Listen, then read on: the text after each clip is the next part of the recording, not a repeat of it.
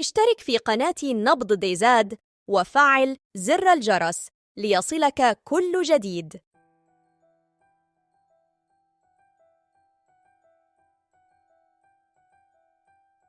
السلام عليكم وأسعد الله مساءكم.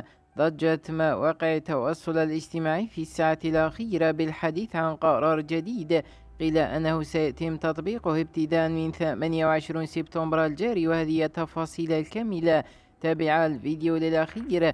قالت العديد من الصفحات الناشطة على الفيسبوك أنه ابتداء من 28 سبتمبر الجاري ستكون حضانة الأطفال للرجل بعد طلاق الزوجين، ولن تكون هناك نفقة للمرأة المطلقة.